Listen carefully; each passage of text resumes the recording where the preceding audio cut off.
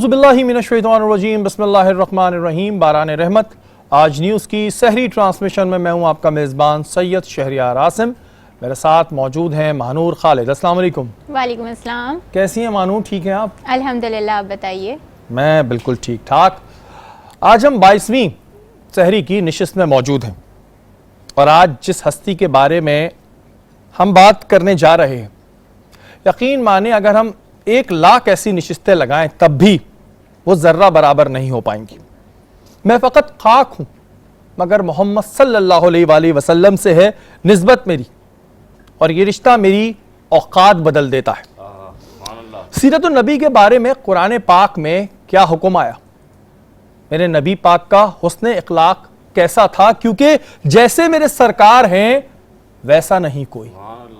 آج ہم بات کریں گے سیرت النبی کے حوالے سے۔ ہمارے ساتھ موجود ہیں سائرہ فیصل، ایجوکیشنسٹ ہیں۔ السلام علیکم۔ وعلیکم السلام۔ کیسی ہیں سائرہ؟ ٹھیک ہیں؟ الحمدللہ۔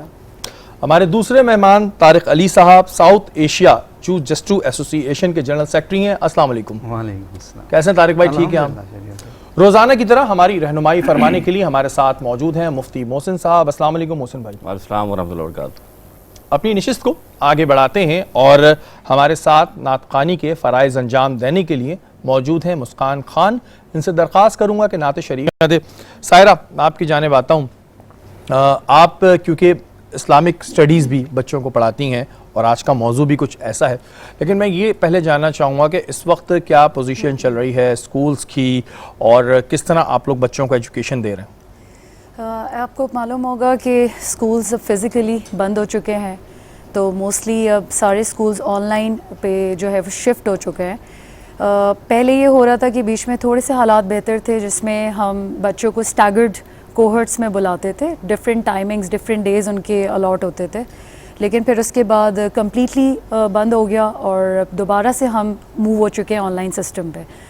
آن لائن سسٹم اگین ایک بہت ہی ڈفرینٹ ایک نیا طرز پہ بیسڈ ایک ٹیچنگ ہے، جس کو ہم نے بھی لرن کیا ہے۔ بالکل فرسٹ ٹائم ایسا ہوا کہ بالکل نئے طریقے سے یہ چیز سٹارٹ ہوئی، جس میں اب ہم ایڈجسٹ کر چکے ہیں الحمدللہ۔ اچھا، کیونکہ یہ ایکسپیرینس سبھی ٹیچرز کے لیے ایک بہت نیا تھا آن لائن، تو آپ کیا سمجھتی ہیں کہ یہ جو اس وقت بچوں کو آن لائن ایجوکیشن دی جا رہی ہے، یہ کچھ فروٹفل ہے؟ کچھ اس کے ریزلٹس ہیں؟ یہ تو بالکل ایک کنٹروورشل سی بات ہو جائے گی کہ فروٹفل ہے یا نہیں۔ ہم بینگ ٹیچرز ہم بہت زیادہ محنت کرتے ہیں، سارا دن لیپ ٹاپ کے آگے بیٹھ کے، کمپیوٹر کے آگے بیٹھ کے۔ وہ بچے بھی آتے ہیں، لیکن بہت سارے بچے ایسے ہوتے ہیں جو 100% اپنی اٹینشن نہیں دے پاتے ہیں آن لائن ٹیچنگ میں۔ اس میں یہ ہوتا ہے کہ کچھ بچے، جیسے کہ اگر آپ 100% میں بات کریں تو 60% پرابیبلی ایسے ہوں گے جو کہ بہت ہی ان کا جو اسپین آف اٹینشن ہوتا ہے وہ بہت اچھا ہوتا ہے as compare to other kids, لیکن کچھ بچے جو 40% ہوتے ہیں وہ بہت زیادہ ہی جو ہے وہ ڈسٹریکٹ ہوئے ہوتے ہیں۔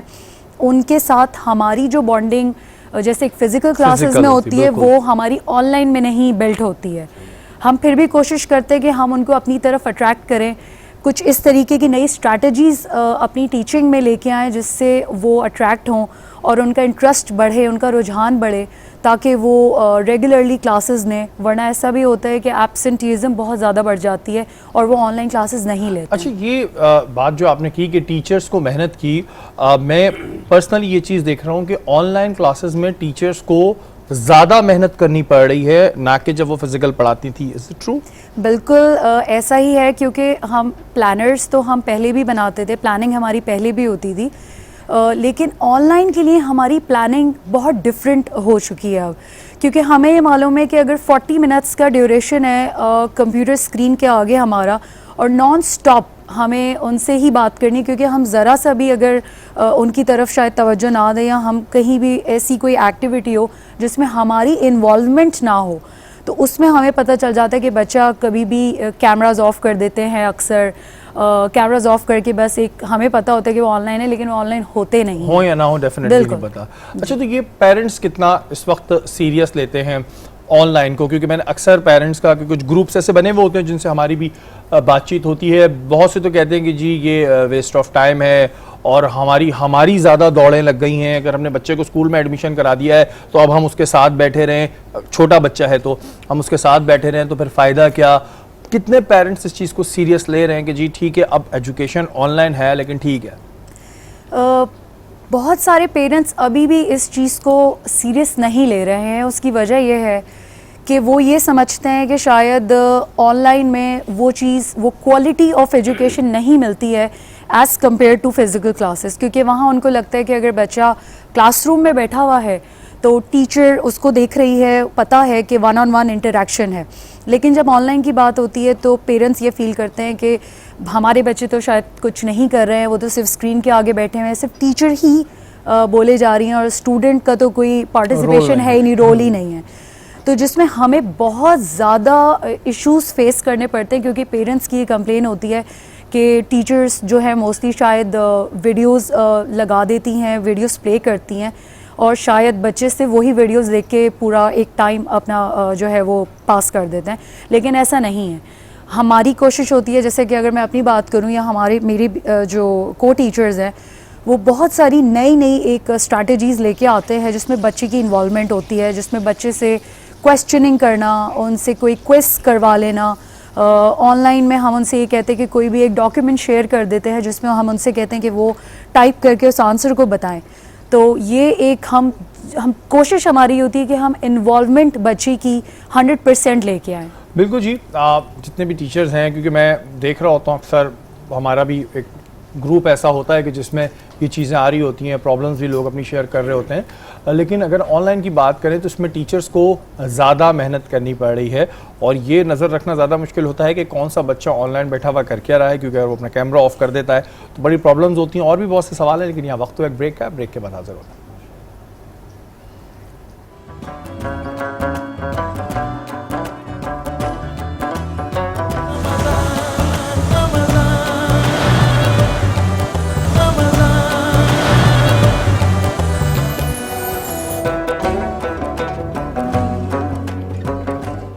باران رحمت آج نیوز کی سحری ٹرانسمیشن میں ایک بار پھر آپ کو خوش آمدید کہتے ہیں. ہمارے مہمان اس وقت ہماری نشست پہ موجود ہیں. طارق بھائی, آپ کی جانب آؤں گا. سب سے پہلے تو یہ بتائیں کہ یہ جو جٹسو, بڑا مشکل سا ورڈ ہے, جاپنیز ورڈز ہے, یہ کیا ہے, کیا کام کرتے ہیں آپ لوگ؟ ایکچولی جو جٹسو جاپنیز مارشل آرٹ ہے اور یہ ورڈ بھی جاپنیز ہے, تو وہ ایک نئی چیز تو لینے میں, نام یا کسی چیز کو کرنے میں تھوڑی دشواری آتی ہے, لیکن اس کی آفیشیل اور آرگنائزیشن جو پاکستان میں بنی 1996 میں بنی. ٹھیک ہے. تو میں تقریباً 2008 سے ڈفرینٹ چینلز میں اس کو ریپرزینٹ کر رہا ہوں. ماشاءاللہ. تو اب تو وہ اس جو ایریا تھا وہاں سے نکل چکا ہوں کہ لوگوں کو اس کی پروننسیشن سمجھانا, کیونکہ ماشاءاللہ بہت زیادہ پاپولر ہو گیا پاکستان میں. اس وقت ہم پاکستان میں تقریباً کوئی 10 سال سے ایشیا کا ٹائٹل ریٹین کرتے ہوئے آ رہے ہیں. ایشین چیمپئن ہے ورلڈ کی. ابھی یہ رمضان شروع ہونے سے 2 دن پہلے ہماری ایتھلیٹس نے ورلڈ کے اندر گولڈ میڈل لیا ہے, جس کے اندر 373 جو ہے ٹیمیں تھیں اور 31 کنٹریز تھیں, اس میں انہوں نے گولڈ میڈل لیا.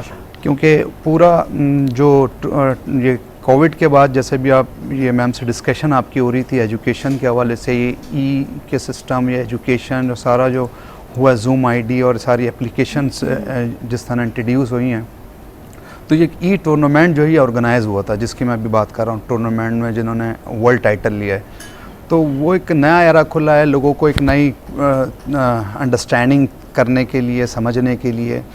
تو پہلے میں کم بیک ہوتا ہوں آپ کے کوسچن کی طرف کہ جوجٹسو جاپنیز مارشل آرٹ ہے, یہ مدر آف مارشل آرٹس ہے. اولمپک گیم اس وقت جوڈو, عقیڈو اور بہت سارے ایسے اسپورٹس ہیں جو اس جوجٹسو میں سے نکلے ہیں, جو بہت پاپولر ہیں اس وقت. اور جوجٹسو جو ہے بیسیکلی جس طرح آپ تلوار بازی ایک آرٹ ہے, اسپورٹس نہیں تھا, اسی طرح جوجٹسو بھی جاپنیز, یہ اپروکسیمیٹ 3000 ایئرز بیک اس کی ہسٹری ہے, بہت پرانا آرٹ ہے. تو وہ اسپورٹس یہ بعد میں بنا, لیکن جو ٹریڈیشنل آرٹ چلتا تھا, کیونکہ وہ جب قافلے جاتے تھے تو ان کی حفاظت کے لیے ایک جاپنیز, تو آپ کو ان کی ہسٹری ہے, کورین, جاپنیز, چائنیز, یہ اپنے آرٹ کو اپنے مذہب کے ساتھ اٹیچ کر لیا بعد میں انہوں نے, وہ اس کو اتنا ٹریڈیشنلی رہے. ابھی بھی جاپان کے اندر ایک اسٹائل ہے, جس طرح ہم پاکستان میں ہمارے کلچر ہے کہ ہم سلام کرتے ہیں اور ہاتھ ملاتے ہیں, تو وہاں ایک بو کرتے ہیں, یعنی رے کرتے ہیں, جھکتے ہیں. تو وہ جپنیز ایک آرٹ اس اسپورٹس میں بھی اٹیچ ہے اور ان کے کلچر میں بھی وہ انہوں نے لیا اس کو اور وہ چلتا ہوا آ رہا ہے. تو اور پاکستان کا جو اس وقت اسٹیٹس ہے جوجٹسو مارشل آرٹ میں, تو پاکستان کے جتنے بھی اسپورٹس ہیں, جتنے بھی انکلوڈنگ کرکٹ اور ہاکی جو نیشنل گیم ہے, پاکستان میں جوجٹسو واحد اسپورٹس اس کے ٹاپ رینکنگ کے میڈلز ہیں. اچھا یہاں پہ طارق بھائی یہ سوال بنتا ہے, ہم مارشل آرٹس ہی کہہ دیتے ہیں تاکہ ہمیں بات کرنے میں تھوڑی آسانی رہے. ہمارے ہاں ان جو اسپورٹس ہیں جیسے مارشل آرٹس ہے, جو آپ لوگوں کا جوجٹسو ہے, اس کو اتنا پروموٹ نہیں کیا جاتا. ریزنز آپ کیا سمجھتے ہیں کہ وہ ایک کرکٹ ہی کے پیچھے ہم لگے رہتے ہیں جی بس کرکٹ کرکٹ, جبکہ آپ لوگوں کے پاس جو ٹیلنٹ ہوتا ہے اور وہ گولڈ میڈلز بھی لے کے آ رہے ہیں, ریزنز کیا ہیں آپ کیا سمجھتے ہیں کہ بس ایک کرکٹ کو ہی پکڑ کے بیٹھ گئے ہم لوگ؟ ایکچولی جو کرکٹ جو ایک اسپورٹس ہے یہ بہت ہی کم کنٹریز میں کھیلا جاتا ہے بنسبت مارشل آرٹ جو اسپورٹس ہے, کراٹے, جوڈو, جوجٹسو, یہ 200+ کنٹریز کی اس کی جو انٹرنیشنل فیڈریشن کے ساتھ ایفیلیشن نیشنل فیڈریشن کی وہ 200 کے قریب ہیں. اور کرکٹ کتنی کنٹری میں ہوگا اپروکسیمیٹ آپ کے جو ورلڈ کپ ہوتا ہے اس کے اندر آپ دیکھ لیں گنتی کی 15 یہ ٹیمیں آ رہی ہیں, صحیح یہ ٹیم آتی ہیں اور جو کھیلتے ہیں. اسی طرح مارشل آرٹ جو ہے یہ ڈفرینٹ کنٹریز میں اس کو اتنا زیادہ لیا جاتا ہے, پوری یورپین کنٹریز, امریکن میرین میں جوجٹسو ہوتا ہے, UAE کی جتنی اسپیشل کمانڈوز اور جتنی ٹریننگ ہے اس میں, ہماری SSG کمانڈوز میں کرکٹ نہیں ہوتا ہے, مارشل آرٹ ہوتا ہے. ایکچولی اس کو پروموٹ یوں نہیں کیا وہ ہو پا رہا, جیسے آپ نے خود مجھے بتایا کہ کرکٹ کا اتنا زیادہ انڈیا اور پاکستان اسپیشلی اتنا زیادہ کریز اس کو لے لیا کہ اگر ایک کرکٹر ہے, چاہے وہ پرانا 10 سال پہلے چھوڑ دیا ہو اس نے, یا اس نے ایک ٹیسٹ میچ کھیلا ہوا, اس کو ایک چھینک بھی آئے گی, اس کے بریکنگ نیوز چل جائے گی. اور آپ گولڈ میڈل لے کر بھی آ جائیں نا, تو ابھی جیسے میں آپ کو بتا رہا ہوں کہ ہم 10 سال سے ریٹین کر رہے ہیں اپنا ٹائٹل, ورلڈ کی ہماری 2nd رینکنگ ہے, ابھی ہم نے ٹاپ رینکنگ لی ہے ورلڈ کی, لیکن nobody knows, کیونکہ وہ ہمیں بتانا پڑتا جا کرنا کہ وجہ اس کی میڈیا ہے, میڈیا ایک رول ہے. یہ بڑے ایک دکھ کی بات ہے, یہ المیہ ہے کہ بھائی اس طرح ہمارا ٹیلنٹ ہے اور یہ لوگ واقعی میں اگر آپ انہیں ہیرو بنانا چاہیں اسپیشلی میڈیا تو بنا سکتے ہیں, لیکن ہمارے یہاں اور گورنمنٹ کا ایک بڑا رول ہے کہ انہیں اس طرح فنڈز ملیں, انہیں یہ چیزیں ملیں تاکہ وہ اپنے آپ کو پروموٹ کر سکیں. طارق بھائی مجھے یہ بتائیں کہ جو ابھی کورونا کی صورتحال تھی, اب جیسے آن لائن تو ایجوکیشن ہو جاتی ہے, کیا ہم مارشل آرٹس آن لائن سیکھ سکتے ہیں؟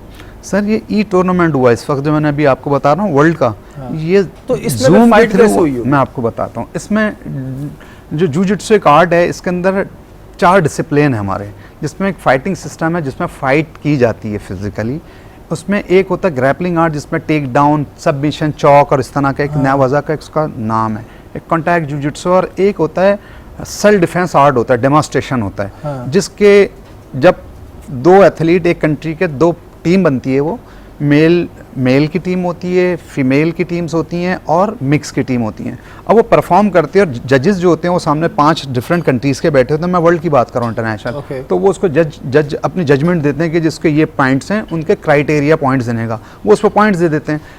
اچھا جب یہ پینڈیمک آیا تو ہمارے تمام اسپورٹس کے جتنے بھی ایکٹیویٹیز تھی, انٹرنیشنل ایونٹ, سب پوسٹپون ہوئے اور ویٹنگ پہ چلے گئے, اب کب صحیح ہوگا تو یہ ہوگا. ایون اولمپک جو ہونا تھا ابھی جولائی میں اس کی اناؤنسمنٹ تھی, آلموسٹ وہ بھی پوسٹپون ہو گیا. تو اس میں انہوں نے انٹرنیشنل تمام جو فیڈریشن تھیں انہوں نے اس کو اپنی ایتھلیٹ کو انگیج کرنے کے لیے اسٹریٹجی پلاننگ, اس کو کیا کرنا چاہیے, کیسے انگیج رکھا جائے. تو ڈفرینٹ فیڈریشن نے اس کے ساتھ ایک اسپورٹ ڈیٹا کے نام سے ایک سافٹ ویئر ہے پوری دنیا میں اس وقت, جو تمام انٹرنیشنل فیڈریشن کے ساتھ اس کی کولابریشن ہے اور وہ اٹیچ ہے. اور انہوں نے اس کے اوپر پھر یہ کیا کہ زوم کے تھرو اور ڈفرینٹ انہوں نے سافٹ ویئر یوز کرے, اور اس کے علاوہ ان کی ویڈیوز بنی. جو پارٹیسپینٹس تھے تمام کنٹریز نے اپنی اپنی ویڈیوز, اپنے ڈیمونسٹریشن وہاں پر سبمٹ کرا آن لائن کیے. اس کے بعد ریفریز جو ہے 44 کنٹریز سے 44 کوالیفائڈ ریفریز اس میں انکلوڈنگ میں الحمدللہ. تو اس میں جو ہے وہ 44 کنٹریز ریفریز انہوں نے پوری دنیا سے لیے. پھر انہوں نے جج کیا انہوں نے کہ یار اس کو کون سے کو کتنا پوائنٹ دینا, جو بھی ایکس وائی ایک طریقہ کار ہمارا ہوتا ہے اس میں ہم نے وہ پوائنٹس دیے. تو جس کی وجہ سے اب یہ ایک نیا ایکسپیریمنٹ ہے, جیسے بھی آپ ڈسکس کر رہے تھے کہ ایک نیا ایک چیپٹر کھلا ہے. اس کو تھوڑا سمجھنے میں تھوڑا ٹائم لگے گا, لیکن میرا تھوڑا بیک گراؤنڈ ٹیلی کام سیکٹر سے بھی رہا ہے, تو اس کے اندر جو آئی ٹی اور یہ 5G اور سارا آ رہا ہے, یہ بالکل چینج کر دے گا دنیا کو. تو آپ کو اس طرف آنا ہوگا.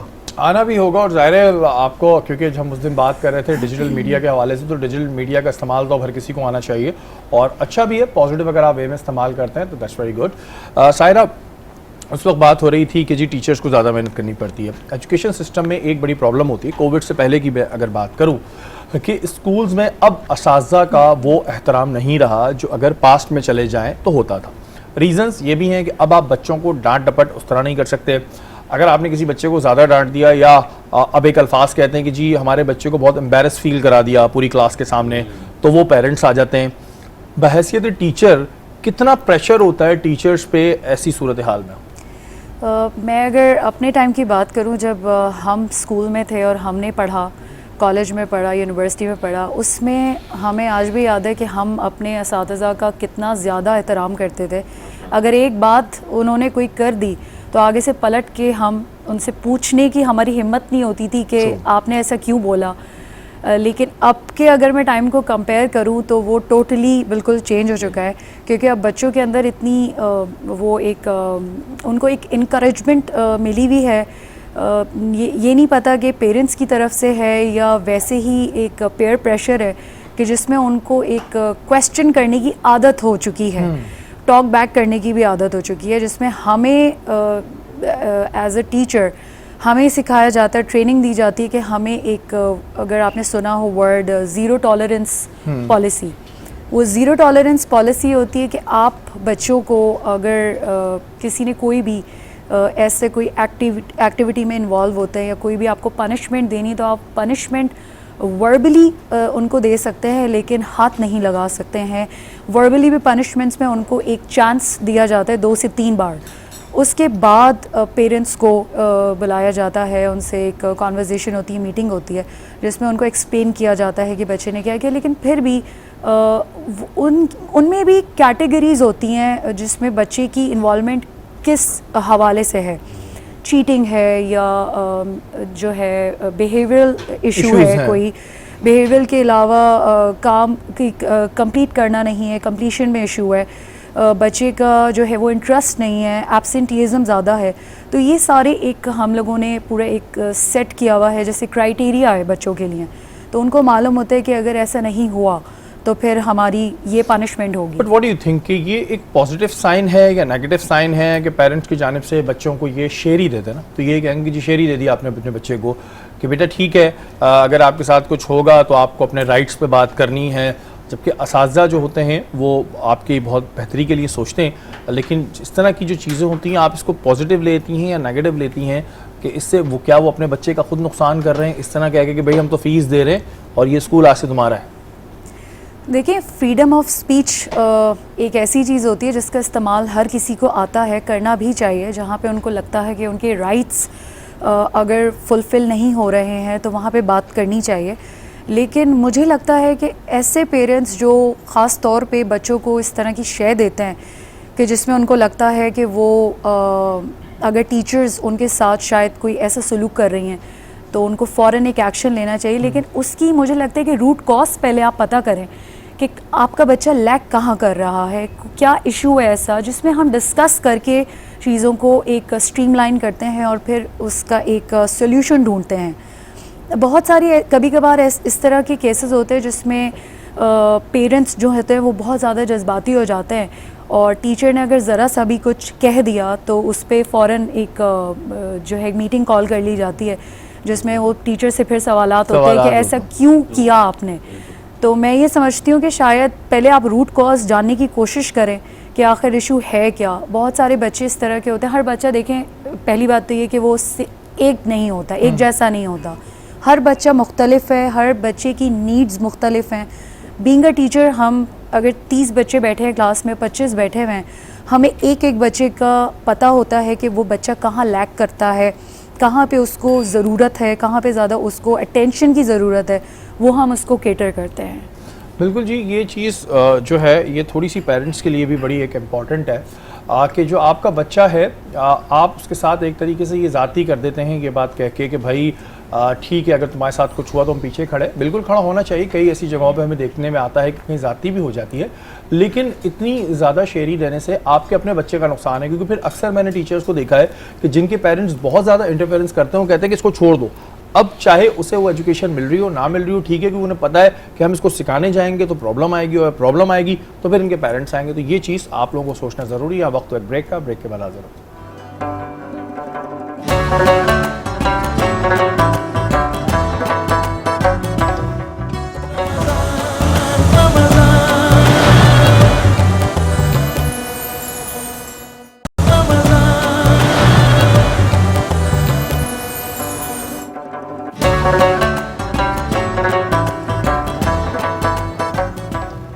باران رحمت آج نیوز کی سحری ٹرانسمیشن میں ایک بار پھر آپ کو خوش آمدید کہتے ہیں, اور اس وقت ہم موجود ہیں مانور کے ساتھ. مانور, کیا بنایا یہ آپ نے جناب؟ آج میں نے چلی ونگز بنائے. چلی ونگز بنائے. اب اس میں کیا آپ نے اسپیشل کیا یہ بتائیں پہلے. اس میں سب سے پہلے تو میں آپ کو اپنے ونگز کا طریقہ بتا دیتی ہوں. میں نے اپنے ونگز کا مسالہ آج خود سے بنایا ہے, جس میں نے چلی سوس ڈالا ہے, سویا سوس ڈالا ہے, ونیگر ڈالا ہے, اس کے اندر تھوڑی سی لال مرچیں ڈالی ہیں کٹی ہوئی, اور اس کے بعد اس میں پیپریکا ڈال کے اس کا اچھے سے پیسٹ بنا لیا ہے, تھوڑے سے دہی میں اور تھوڑا سا ٹماٹر ڈال کے.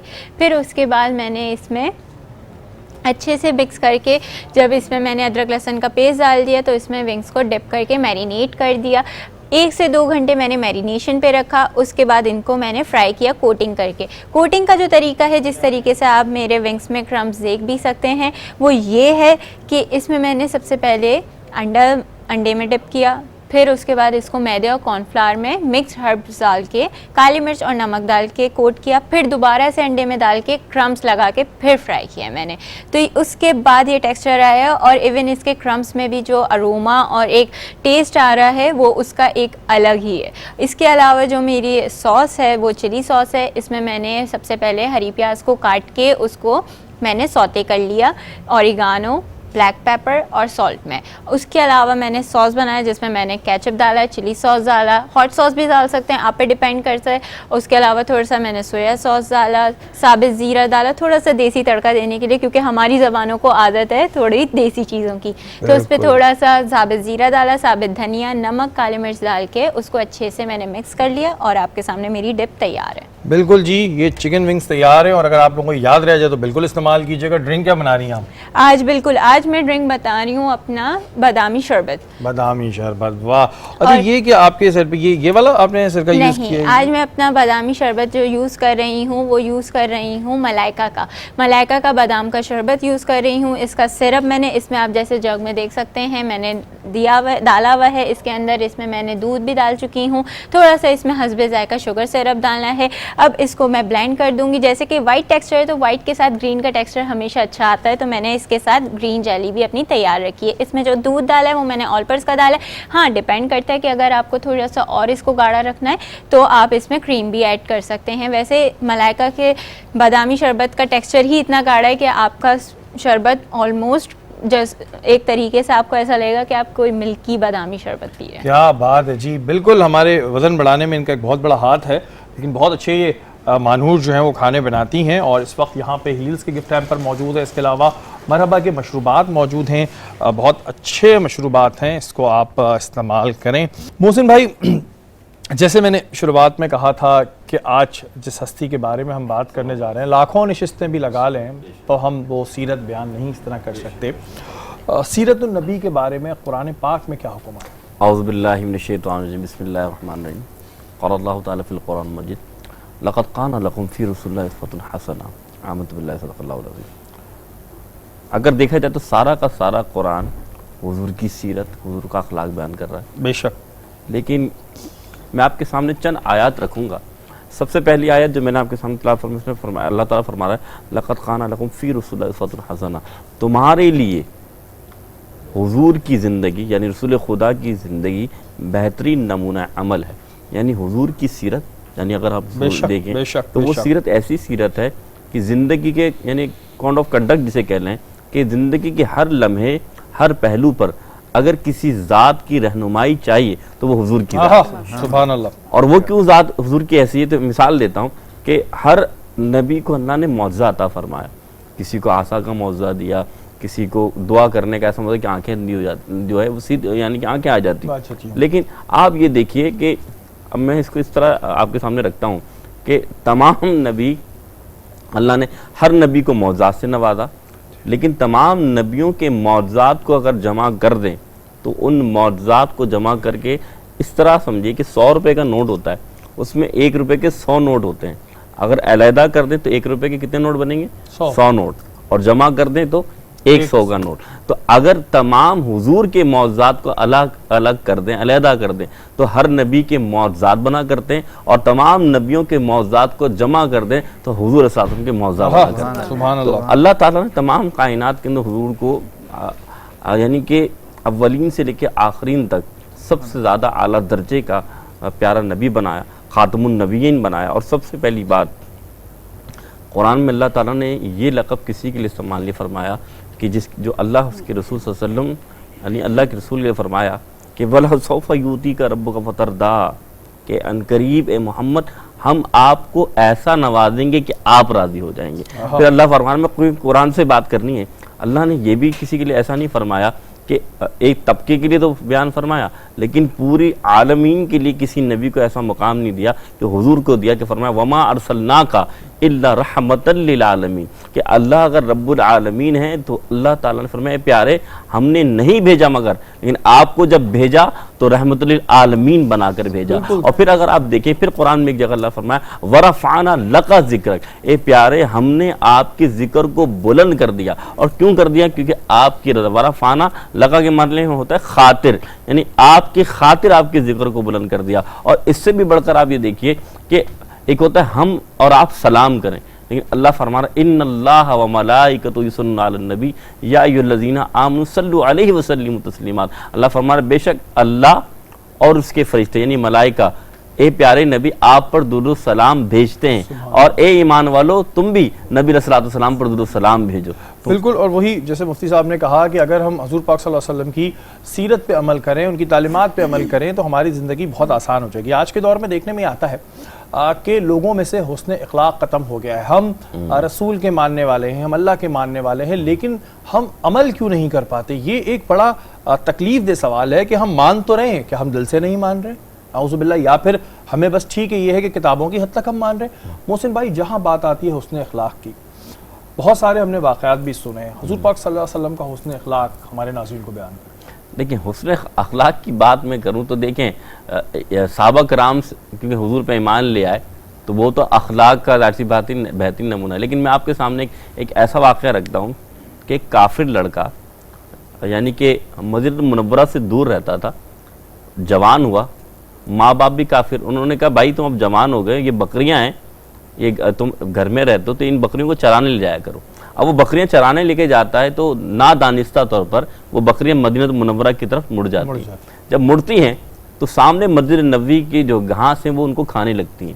اب وہ لڑکا مسجد نبوی کے سامنے جاتا ہے تو حضور کے اللہ کے رسول واز فرما رہے ہیں تو حضور کی طرف چہرہ کے پر نگاہ پڑتی ہے، اور جب دیکھتا ہے تو وہ دیکھتا رہ جاتا ہے کہ محمد ایسے ہیں، اتنے پیارے ہیں۔ اب حضور نے نہ اس سے سوال کیا نہ بات کیا، حضور نے بھی دیکھ لیا کہ یہ نوجوان دیکھ رہا ہے۔ حدیث میں آتا مستند حدیث کیا کہ اللہ کے رسول صلی اللہ علیہ وسلم جب اسے دیکھا تو وہ اتنا فریفتہ ہو گیا کہ اب اس کا حال یہ تھا، پہلے نادانستہ طور پر بکریاں لاتا تھا، اب جان کر مدینے میں بکریاں لے آتا ہے۔ اب حضور کو روزانہ دیکھ رہا ہے، لیکن دیکھیں نہ اس سے حضور کچھ کہہ رہے ہیں۔ اخلاق بتا رہا ہوں کہ ایک کافر لڑکا ہے، کسی صحابی کو پوچھے بھائی یہ بار بار بندہ ہے، ایک ہوتا ہے نا ایک بندہ بار بار کسی کو دیکھے تو بندہ پوچھ لیتا ہے بھائی کیا بات ہے، خیریت تو ہے، بار بار مجھے تم دیکھ رہے ہو کوئی وجہ ہے، لیکن اللہ کے رسول سمجھ گئے کہ وہ اس کا کام تھا بکریاں چر رہی تو وہ حضور کو دیکھ رہا ہوتا۔ ایک دن اپنے گھر میں موجود تھا، میں بتا رہا ہوں حضور کا اخلاق دیکھیے، والدین بیٹھے ہوئے تھے، والدین نے اسلام کے خلاف کوئی بات کہی، بیٹے کو جذبہ آ گیا تاکہ دیکھو سب کے بارے میں بات کرنا، میرے محمد کے بارے میں کچھ نہ کہنا۔ تو اس نے کہا تو کافی یعنی کہ یہودی ہے، تیرا باپ یہودی، تیری ماں یہودی، تو محمد کا چاہنے والا کب سے ہو گیا؟ فرمایا جب سے بکریاں لے جانے لگا مدینے میں۔ اب باپ نے قید کر لیا کہ نہیں اب تو مدینے نہیں جائے گا۔ اب میں بتا رہا ہوں حضور سے محبت کا یہ عالم تھا کہ بستر مرگ ہو گیا، یعنی کہ بستر پہ لیٹ گیا، اب جانے والا دنیا سے۔ हुजूर, अब ये देखिए कि हुजूर अलैहिस्सलाम का अखलाक व किरदार देखिए, हुजूर ने बात नहीं की, हुजूर देखते थे कि ये मुझे देखता है, हुजूर ने सहाबा कराम को लिया और उसके घर चले गए। आहा, घर गए और घर जाकर अब बाप ने देखा कि ये खातमुन नबीयीन आए, सरदार हैं, मुसलमानों के आए हैं, तो वो भी खामोश खड़ा हो गया और हुजूर ने फरमाया मुझे इस बच्चे से मुलाकात करनी। हुजूर गए, हुजूर ने देखा अब ये जाने वाला है, तो जब हुजूर ने देखा फरमाया तुम कलमा पढ़ लो। तो फिर बेटे ने कभी बाप को देखा, कभी हुजूर को देखा, तो बाप ने कहा देखो ये वो शख्सियत है, इनके पास हर कोई आता तो कलमा पढ़ता है, ये वो हैं जो तुम्हें खुद कलमा पढ़ाना है। सुभान अल्लाह। कितना बड़ा मकाम है। और ऐसे बहुत सारे वाक़यात हमें जब हम सुनते हैं तो यकीन माने हमारे रोंगटे खड़े हो जाते हैं और फिर एक शर्मिंदगी आती है। शर्मिंदगी क्यों आती है? बहैसियत मुसलमान के आज के दौर में हम इन चीज़ों को पूरा कर रहे हैं? क्या हम हुजूर पाक सल्लल्लाहु अलैहि वसल्लम की सीरत पर अमल कर रहे हैं? क्या हम जो भी तालीमात हमारे लिए छोड़ी गई हैं क्या हम उन पे अमल कर रहे हैं? हम दुनियावी तालीमात तो बहुत सीख रहे हैं कि हमने IT भी सीखना है, हमने ये भी करना सीखनी चाहिए, बिल्कुल। लेकिन जो हमारी ज़िंदगी बनाएगा और हमारी आखिरत भी बनाएगा, क्या हम उस पर अमल कर रहे हैं और क्या हम अपने बच्चों को उस पर अमल करा रहे हैं? सवाल छोड़ के जा रहा हूँ, अगर जवाब हो तो ज़रूर दीजिएगा। यहाँ वक्त तो एक ब्रेक का, ब्रेक के बाद हाजिर होता हूं।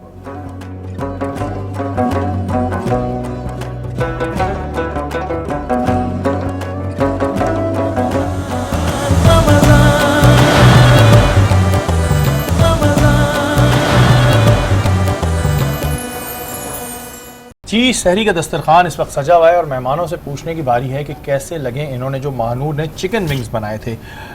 कैसे लगे सायरा, आपको कैसे बनाया इन्होंने की बताया? बहुत मज़े के, बहुत अच्छे और टेस्ट भी बहुत अच्छा है, स्पाइस भी बहुत बिल्कुल परफेक्ट है। बिल्कुल पक्की बात है, बिल्कुल पक्की बात है, बहुत अच्छा। तारिक भाई कैसा लगा आपको?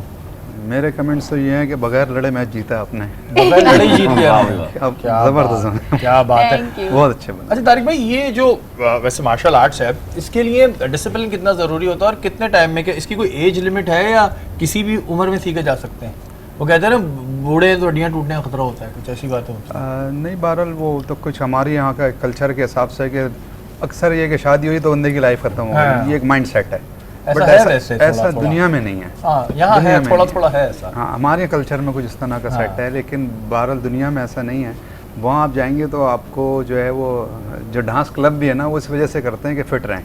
अच्छा, जब एक एज का लेवल ऐसा आ जाता है कि वहाँ पर वो एंटरटेनमेंट के लिए नहीं करते, फिटनेस के लिए कर रहे होते हैं। अच्छा कितने टाइम में सीख जाता है बंदा? एक अगर बच्चा है वो कितने टाइम में मार्शल आर्ट्स सीख जाएगा? क्योंकि ये बोलती हैं इन्होंने भी सीखे हुए, इनसे जरा पूछिएगा, अच्छा आप बैठे हुए जरा भी टेस्ट हो जाए, इनसे पूछे, बोलती है मैं ब्लैक बेल्ट हूँ, हमें क्या बताइए? मैं जूडो में ब्लैक बेल्ट हूँ, कराटे में नहीं। जूडो में पूरी 5 बेल्ट्स नहीं है और कराटे में 8 बेल्ट्स। थोड़ा टेक्निकल सवाल पूछे ना। बिल्कुल। और पूछ जो लूँ आप- क्यों, आप कोई पोल तो नहीं खुलवा रहे हैं? नहीं नहीं, ये बोलती है मैंने की, मुझे यकीन जूडो नहीं आता। का तो मैं सेकंड डान, ब्लैक बेल्ट सेकंड डान हूँ पाकिस्तान के अंदर, फाउंडर्स में से हम लोग। आपने जूडो फिर जुजित्सु। दोबारा से स्टार्ट किया होगा सेकंड राउंड उसका?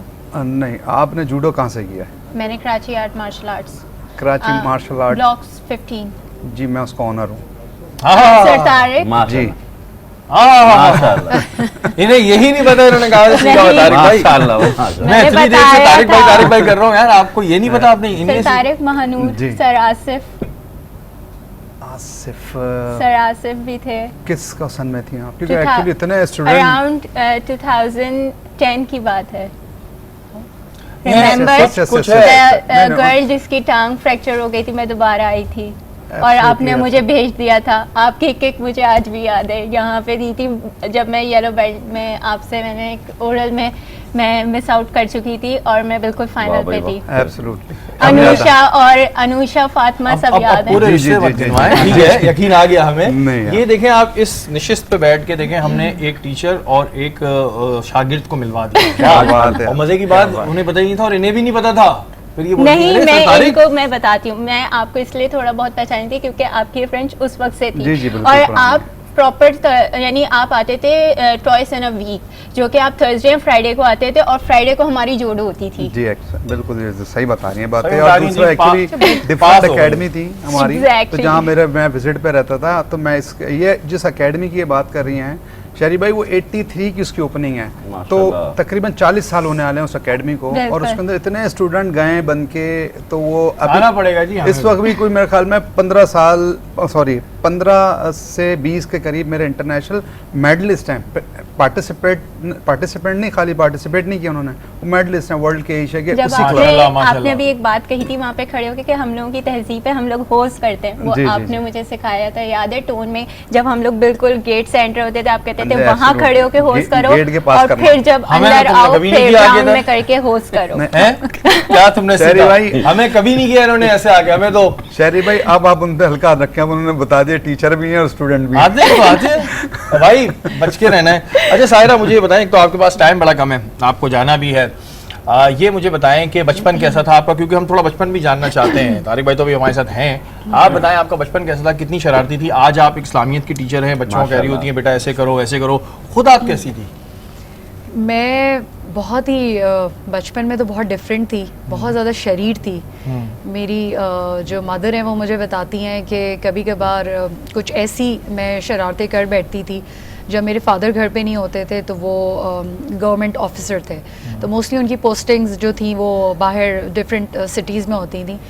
तो एक दफ़ा वो मैं अगर आपको किस्सा बताऊँ तो, क्योंकि वो कस्टम्स में भी थे और पुलिस में भी थे उस वक्त, तो उनकी वो जो हैंड कफ्स होते हैं वो एक दफ़ा वो घर पे छोड़ के चले गए थे और वो खुली हुई थी। तो मैंने वो ली और उसको पहनने की कोशिश करी और उसको लॉक कर दिया, और दोनों हाथ मेरे बंद हो चुके थे और उसकी चाबी जो थी वो मेरे फादर के पास थी। अल्लाह अकबर। और वो कहीं आउट ऑफ सिटी थे, काफ़ी दूर, हाँ, और हाँ, वो हाँ। कोई उनको जब कांटेक्ट किया गया तो वो आए हैं कोई 6 से 7 घंटे बाद, तो मेरे हाथ ऐसे ही थे। अल्लाह अकबर। तो मैं आज भी इस किस्से सुनती रहती हूँ अपनी मदर से कि तुम बहुत ज़्यादा शरीर थी और तुमने कितने बहुत बहन भाई हैं ज़्यादा, आप लोग? माशाल्लाह हम लोग 4 बहन भाई हैं। और आप किस नंबर पे हैं? मैं दूसरे नंबर पे हूँ। दूसरे नंबर पे हैं। जी। तो ये हो, अभी आपने इस चीज़ का एडवांटेज लिया है कि जो छोटे बहन भाई हैं उनको प्रेशर में लेके रखना, उनको दबाना, इस चीज़ का एडवांटेज लिया है कभी आप? ट्राई तो बहुत किया है कि प्रेशर में रखूं उनको। मेरी जो मुझसे छोटी बहनें हैं और मेरा भाई है, उनको एक हमेशा से रिस्पेक्ट मेरी करी है, और उनको हमेशा ये लगता है कि हाँ मैं बड़ी हूँ, और उनसे काफ़ी सारी चीज़ें वो छुपाती भी हैं मुझसे, कुछ डिस्कशन नहीं करती हैं मेरे साथ, कि आपस में उनका एज डिफरेंस ज़्यादा नहीं है। जो मेरी 2 बहन हैं तो वो आपस में बातें करती है, लेकिन मुझसे एक फिर भी एक रिस्पेक्ट लेवल है। तो ये मुझे अच्छा भी लगता है, एक तरह एक एडवांटेज भी लगता है कि जो है मैं मतलब उनसे बड़ी हूँ और जो चाहे करवा सकती हूँ। लेकिन अब तो खैर ऐसा होता नहीं है। जो करना था वो कर लिया, जो जो करना जुल्म था। करने थे वो कर लिए। कुकिंग कर लेती हैं आप, ये बताएं, कुकिंग कर लेती हैं आप? जी अल्हम्दुलिल्लाह कर लेती या हूँ। बस ठीक है मैं बिजी होती हूँ, पढ़ाई भी होती है? अच्छा मैंने एक आपके बारे में बात सुनी है कि आप नात ख्वानी भी कर लेती हैं, ये अफवाह है या बात सच है? ये अल्हम्दुलिल्लाह अल्लाह का बड़ा करम है। पता नहीं, अब मैंने जहाँ जहाँ पढ़ी हैं तो हमेशा तारीफ़ ही सुनी है, तो मेरे ख्याल से उस तारीफ़ को लेते हुए मैं बहुत मोटिवेट होती हूँ। तो स्कूल में भी जब भी कोई प्रोग्राम्स वगैरह होते हैं तो मुझसे कहा जाता है कि मैं पढ़ूँ एक नात। तो तो पता नहीं हम अभी ये आप चाहेंगे कि भाई हम अपनी निशिस्त पे जो है वो सायरा की आवाज़ सुने, तो आप थोड़े से कुछ 2 अशार अगर हमें ये सुनाना चाहें तो। बिल्कुल। लेकिन मुझे आज वैसे मानूर की बड़ी वो हुई कि भाई मानूर के टीचर भी मिल गए, मानूर तो बिल्कुल। 2 बिछड़ों को मिला दिया आपने। मैंने अभी जब हमारे इस पे गुफ्तगू हुई थी तो मैंने आपका और सर आसिफ का नाम लिया भी था हमारी ट्रांसमिशन पे ऑनर। ठीक, सुभान अल्लाह, आप में तो सायरा ये एक टैलेंट, हमें तो पहली दफ़ा पता चला है आपका टैलेंट। अल्लाह तो का बड़ा अच्छा है, आप हमारी जो 27वीं शब की मिलाद की ट्रांसमिशन होती है उसमें आए आप, और बड़ा अच्छा भी हमें लगेगा। अच्छा एक बड़ा सीरियस नोट का सवाल है, आप क्योंकि इस्लामियत भी पढ़ाती हैं बच्चों को, मैंने जो एक बात कही कि हम सीरत नबी को पढ़ते हैं लेकिन उसकी तालीमात पर हमें वो अमल नज़र नहीं आता, इसके रीज़न्स क्या हैं कि बच्चे भी ठीक है पढ़ लेते हैं लेकिन अमल नहीं कर पाते? तो ये अमल कराना किसका काम है? क्या वालिदैन का काम है या असातिज़ा का काम है? तो जो इतना हमें नज़र नहीं आ रहा कि बच्चे अमल नहीं कर रहे। मुझे लगता है कि हम जैसे बीइंग अ टीचर, मैं जैसे इस्लामियत पढ़ाती हूँ, मैं उनसे हज़रत सल्लल्लाहु अलैहि वसल्लम की जितनी अहादीथ हैं उनके बारे में उनसे डिस्कस करती हूँ। लेकिन साथ में यही वाला क्वेश्चन हमेशा उनसे ये कहती हूँ मैं कि क्या आप, अगर आपको ये मौका दिया जाए, आप अपनी प्रैक्टिकल लाइफ में क्या ये हदीथ को, इसको इम्प्लीमेंट आप कैसे करेंगे? तो बच्चे डिफरेंट तरीके से आंसर करते हैं, बताते हैं कि वो किस तरह इस हदीथ को अमल करना चाहते हैं। और कहीं पे उनको अगर लगता है कि जैसे अभी कोविड के टाइम में بہت ساری ایسی فیملیز ہیں جن میں بہت سارے ایسے مرد حضرات یا جو بھی ہیں انہوں نے اپنی جابس کھوئی ہیں اور پچھلے سال سے اب تک کے ٹائم میں اب تک ان کو شاید جابس نہیں ملی ہیں اور گھر کس طریقے سے چلتا ہے ہمیں نہیں معلوم ہے. تو جب میں نے ان سے یہ ڈسکس کیا کہ اگر آپ اپنے طور پہ ایز اے اسٹوڈنٹ اگر آپ کو ایک موقع ملے کہ آپ ان کی کیسے مدد کر سکتے ہیں تو وہ اپنے آئیڈیاز مجھ سے شیئر کرتے ہیں. میں نے ان سے یہ بھی ڈسکس کیا کہ ضروری نہیں ہے کہ آپ مالی حیثیت سے ہی ان کی مدد کر سکتے کیونکہ ظاہر ہے آپ اسٹوڈنٹ ہیں, آپ کماتے نہیں ہیں, لیکن جیسے کہ آپ کے پاس کچھ بھی ہے اس طرح کا جو آپ دے سکتے ہیں کسی کو بھی, وہ بالکل دے سکتے ہیں. بالکل جی, کرنا چاہیے اور بچوں کو اسی طرح موٹیویٹ بھی کیا جائے اور بتایا جائے کہ کس طرح وہ سیرت النبی پہ عمل کریں, اپنی زندگی کو آسان کریں. سائرہ آپ کا بہت شکریہ, آپ ہماری اس نشست میں آئیں, آپ کی باتوں سے ڈیفینیٹلی بہت لوگوں نے بہت کچھ سیکھا ہوگا. آپ کے لیے بہت ساری دعائیں کہ اللہ تعالیٰ آپ کو آپ کے آگے کی زندگی میں بہت سی خوشیاں دے, آپ کی جائز خواہشات کو پورا کرے. یہاں وقت ہوا ایک بریک کا, بریک کے بعد حاضر ہوگا.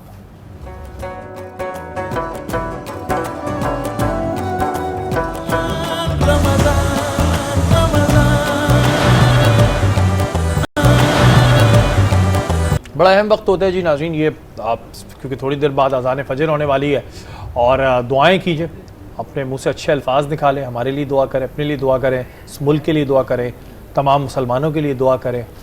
نہ جانے کس کے منہ سے نکلی ہوئی دعا قبول ہو جائے اور ہم سب کا بیڑا پار ہو جائے. ماہنور, کیا سوال ہے آپ کے محسن بھائی کے لیے؟ یہ بالکل, میرا آپ سے سوال ہے کہ حضور صلی اللہ علیہ وسلم اپنی بیٹیوں سے کس طریقے سے پیار کرتے تھے؟ ارے ماشاءاللہ, بیٹیوں سے پیار کرنا حضور نے ہی سکھایا. ساری بات یہ کہ پہلے تو انہیں نحوست سمجھا جاتا تھا. میرے رب نے اللہ تعالیٰ کی جب میرے نبی کو جب بھیجا تو میرے نبی نے یعنی بیٹیوں کو جو نحوست سمجھتے تھے میرے نبی نے رحمت بنا دیا. اتنی بڑی بات ہے. جن بچیوں کو بوسیدہ گھر کا حصہ سمجھا جاتا تھا انہیں اللہ کے رسول نے فرمایا کہ فاطمہ مدغۃ منی, کہ فاطمہ میرے جگر کا ٹکڑا ہے. تو جگر کا ٹکڑا بنایا نبی نے, رحمت بنایا نبی نے. اور نبی کس طرح محبت کرتے تھے آپ اس طرح اندازہ لگا لیجئے کہ اگر حضور مجلس میں بیٹھے ہیں اور حضرت فاطمہ تو زہرا تعالیٰ عنہا آ جاتی تو بھری مجلس سے حضور کھڑے ہو جاتے. یعنی بیٹی کے لیے کھڑا ہو جانا, یعنی ایک تو بچہ اپنے باپ کے لیے کھڑا ہو جائے الگ بات ہے, لیکن باپ بیٹی کے لیے کھڑا ہو جائے یہ بہت بڑی بات ہے. اور صرف کھڑے نہیں ہوتے تھے بلکہ حضور ان کے ہاتھوں کا بوسہ دیتے تھے. سبحان اللہ. اور بوسہ دے کر اپنی جگہ بٹھاتے تھے جہاں پر حضور بیٹھا کرتے تھے. اس سے بڑی اور کیا بات ہوگی؟ سبحان اللہ. ایک سوال اور ہے کہ حضور اکرم صلی اللہ علیہ وسلم کا جو لقب ہے صادق و امین, اس سے کیا مراد ہے؟ دیکھیں, ایک تو بات یہ کہ میرے نبی نے اعلان نبوت سے پہلے اپنا کردار دکھایا. صادق کہتے ہیں سچے کو, امین کہتے ہیں امانت دار کو. یعنی آپ وہ ذات ہیں, ان کی شخصیت وہ ہے کہ آپ علیہ السلام نے ابھی اعلان نبوت نہیں فرمایا. یعنی اللہ کے رسول نے ابھی یہ نہیں بتایا کہ میں نبی ہوں. حالانکہ نبی تو اس وقت سے ہیں جب بین الماء والطین, جب آدم کہتے ہیں پانی اور مٹی کے درمیان سے, تب بھی میرے آقا نبی ہیں. لیکن آقا نے اعلان نہیں کیا. لیکن آقا کا کردار دیکھیے کہ کافر ہوں, مشرکین ہوں, یعنی اہل قریش امانتیں حضور کے پاس رکھوایا کرتے تھے. اور جب حضور ہجرت کرنے لگے نا, اس رات بھی حضرت علی سے فرمایا, علی یہ یاد رکھنا جب تم صبح آؤ نا تو یہ جو امانتیں مجھے کفار قریش نے دی ہے یہ تم بانٹ کرانا. تو اس لیے حضور کا نام یعنی لقب صادق و امین پڑا تھا. بالکل جی, حضور صلی اللہ علیہ وسلم کی سیرت, حضور صلی اللہ علیہ وسلم کی جو بھی تعلیمات ہیں وہ تو ایک ظاہر ہم سب کے لیے, تمام مسلمانوں کے لیے ایک بہت اہم ہے. لیکن یہاں پر ایک سوال یہ بنتا ہے محسن بھائی کہ جب حضور پاک صلی اللہ علیہ وسلم اللہ تعالیٰ کے دین کو پھیلا رہے تھے تو ظاہر بتوں کا دور تھا اور لوگ بتوں کی پوجا کرتے تھے, پرستش کرتے تھے. ابھی اگر آج کے دور میں دیکھیں کہ ہم کسی کو کام بول دیں تو بڑا اس کو مشکل لگتا ہے کہ یار ایک نئی چیز لانی ہے تو کیسے ہم کریں. اس دور میں جہاں ایک جہالت کا دور تھا اس میں دین اسلام کس طرح پھیلایا گیا؟ دیکھیں کن مشکلات کا سامنا ہوا؟ بہت زبردست سوال کیا شہری بھائی آپ نے. بات یہ ہے کہ اللہ تعالیٰ نے نبی آخری الزماں کو جب بھیجا تو اس قوت کے ساتھ بھیجا اور اس طاقت کے ساتھ بھیجا کہ اللہ کے رسول طائف کے میدان میں, اور اللہ کے حبیب ہیں, اللہ محبت کرتا ہے اپنے نبی سے, وہ اتنا پیارا حبیب ہے. یقین جانیے طائف کے میدان میں شریر لڑکے حضور پر پتھر برسا رہے ہیں. حضور کے جسم مبارک سے خون مبارک اتنا ٹپک رہا ہے کہ نالین خون سے بھر گئی ہے. حضرت جبرائیل آتے ہیں, فرشتے ہیں, کہتے ہیں یا رسول اللہ آپ ان کے لیے بد دعا دیں, مجھے حکم فرمائیں میں یہ پہاڑ ملا دوں.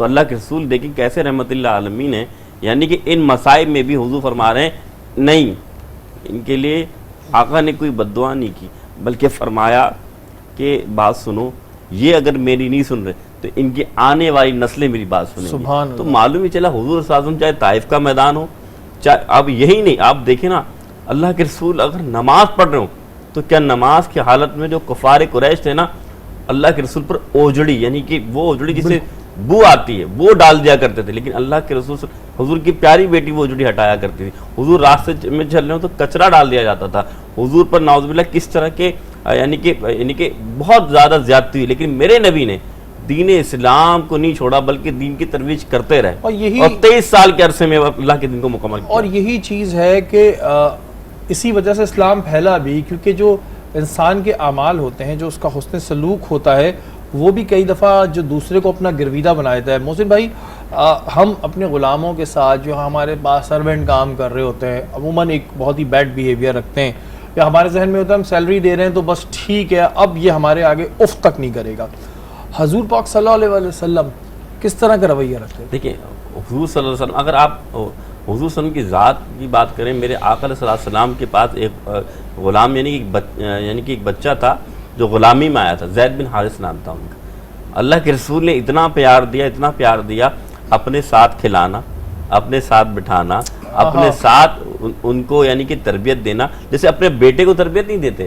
اور جب ان کے والدین ڈھونڈتے ڈھونڈاتے ہوئے حضور کے پاس آئے اور کہنے لگے کہ آپ نے جتنی قیمت میں سے خریدا ہے ہمیں دے دیجئے، کیونکہ اس سے زیادہ ہم قیمت دے نہیں سکتے، تو آپ ہمیں بچے ہمارا لوٹا دیجئے، آپ کا غلام ہے۔ تو اللہ کے رسول نے فرمایا پہلے اپنے بیٹے سے پوچھو کہ وہ جانا چاہتا ہے کہ نہیں جانا چاہتا۔ اب بیٹا آتا ہے تو پوچھا جاتا ہے کہ تم جانا چاہتے ہو کہ نہیں جانا چاہتے ہو، تو صاف کہتا ہے بیٹا کہ میں حضور کی محبت اور حضور کی خدمت میں اپنی زندگی بسر کرنا چاہتا ہوں۔ تو پھر والدین نے کہا کہ بھائی میں تیرا باپ ہوں، یہ تیرا چچا ہے، تیرا چچا بھی یہاں نہیں رہتا، تیرا باپ بھی یہاں نہیں رہتا، تو کیوں یہاں رہنا چاہتا ہے؟ تو وہ کہتا ہے کیوں، اس لیے رہنا چاہتا ہوں کہ یہاں حضور رہتے ہیں۔ سبحان اللہ، تو حضور سے اتنی سبحان محبت، اللہ۔ حضور کا کردار بھی ایسے ہی۔ میں نے محسن بھائی نے ہمیں پچھلی نشستوں میں ایک واقعہ سنایا تھا کہ ایک عورت تھی، وہ مکہ چھوڑ کے جا رہی تھی۔ جی جی جی تو وہ ایک عورت مکہ چھوڑ کے جا رہی تھی اس وقت، اور اس سے کوئی سامان اٹھانے والا نہیں تھا اس کا غالباً۔ تو حضور پاک صلی اللہ علیہ وسلم اس کے پاس گئے اور حضور صلی اللہ علیہ وسلم نے فرمایا کہ لائیں میں آپ کا سامان اتارتا ہوں اور وہاں تک چھوڑ دیتا ہوں۔ وہ سامان اٹھا کے وہ چلنا شروع ہو گئے، تو انہوں نے پوچھا کہ آپ مکہ چھوڑ کے کیوں جا رہے ہیں؟ تو اس عورت نے بتایا کہ ادھر ایک جادوگر آیا ہے جسے لوگ محمد کے نام سے جانتے ہیں، اور وہ ایسا جادو کرتا ہے کہ لوگ اس کے ہو جاتے ہیں۔ جب وہ باہر چلی گئی اور ان سے باتیں کرتی بھی رہیں تو پھر کہنے لگی تم تو بڑے اچھے انسان ہو اور یہ ہو۔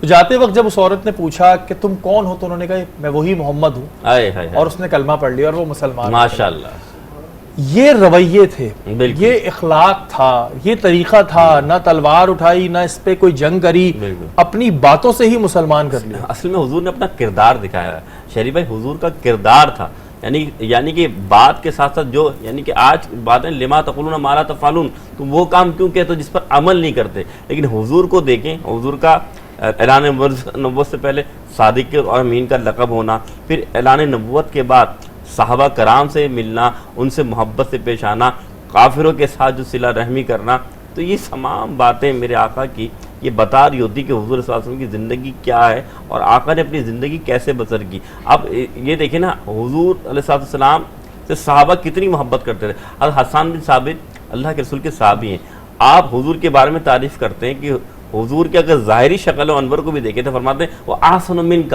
لم تر قط عینی و اجمل منک لم تلد النساء، کہ پیارے آپ جیسا حسین چہرہ تو اس دنیا میں آیا ہی نہیں، یعنی دیکھا ہی نہیں گیا، کہ اللہ تعالیٰ نے میرے نبی کو دو خصوصیات عطا فرمائی۔ یہ یاد رکھیے گا، آپ نے دیکھا ہوگا کہ ایک شخص حسین ہوتا ہے، حسین سے کیا مراد کہ کوئی حسن یعنی کہ چہرے کا حسین ہے، کوئی علم میں حسین ہے، لیکن اللہ تعالیٰ نے میرے نبی کو حسین کے ساتھ وسیم اور قسیم بنایا تھا۔ وسیم قسیم کسی کہتے ہیں، مختصر بتا دیتا ہوں، لیکن حسین یہ ہے کہ کوئی انسان اچھا لگتا ہے تو ٹھیک ہے حسین ہے۔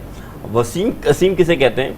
وسیم اسے کہتے ہیں پہلی بار دیکھو تو خوبصورت لگے، دوسری بار دیکھو تو پہلے سے زیادہ خوبصورت لگے، یعنی ہر بار دیکھنے کے بعد وہ زیادہ اچھا لگنے لگا، اسے کہتے ہیں وسیم. یعنی حضور کا چہرہ ایسا چہرہ تھا کہ جب بھی دیکھو محبت بڑھتی چلی جاتی تھی. بے شک جی، یہی وہ تمام چیزیں اب تک ہماری زندگی میں آتی نہیں. جب ہم یہ واقعات سنتے ہیں، جو قصے سنتے ہیں، تو واقعی میں عقل دنگ رہ جاتی ہے، اور دل بھی چاہتا ہے کہ یار ہم بھی کچھ ایسا کریں، لیکن پھر پتہ نہیں ہمیں ہماری نفس کہاں پہ آگے تنگ کرتی ہے کہ شاید ہم وہ نہیں ظاہر اس طرح ان کی تعلیمات پہ چل پاتے. لیکن چلنا چاہیے. مین چیز یہ ہے کہ چلنا چاہیے. ہمیں یہ پروف کرنا ہے کہ ہم سچے امتی ہیں، یہ ہمیں پروف کرنا ہے، اور آج سے اس بات کا تہیہ کر لیتے ہیں.